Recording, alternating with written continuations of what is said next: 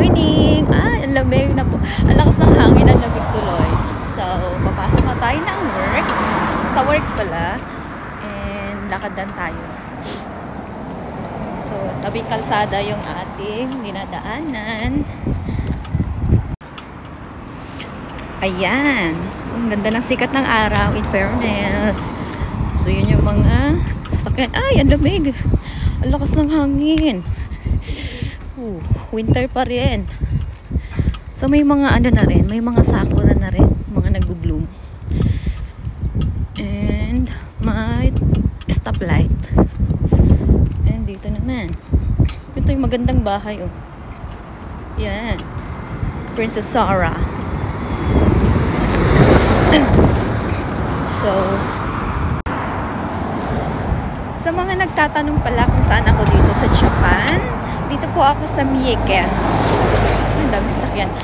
Dito po ako sa Mieken. Malapit po kami sa Nagoya.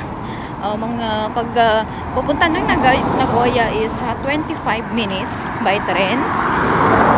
Yun po. And ang trabaho ko po dito is metal press. Iyon po yung in-apply namin sa Pilipinas. Pero yung actual na trabaho ko po dito ay KENSA or quality control. Pero yung gawa pa rin po yun ng metal press. Hindi lang tayo yung mismo nagpo-press. Pero ayun nga yung binigay sa ating trabaho dito. So ang status ng aking visa ay working visa po. And kaka-start lang siya nitong January. So yan. Yung akala ko 3 years lang ako dito sa Japan.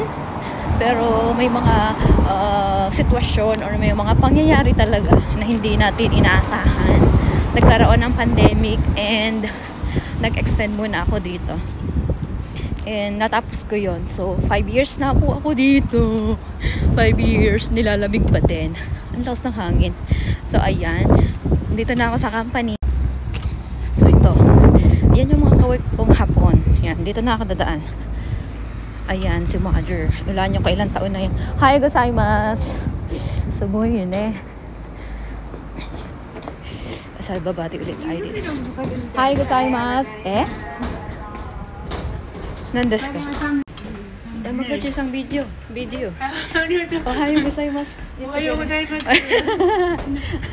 Oh, diba? Na-recruit. Shashin. So. Oh, may na-recruit tayong hapon. Oh, ayan siya. Sa tingin niya ilang taon na siya. 'Di ba sa atin lola na siya kung tignan. Pero grabe, nakakaya pa niya magtrabaho, in fairness naman. Na kahit may nararamdaman yan, pasok pa rin. Ganon siya. Ganon sila. Ay, Ohio.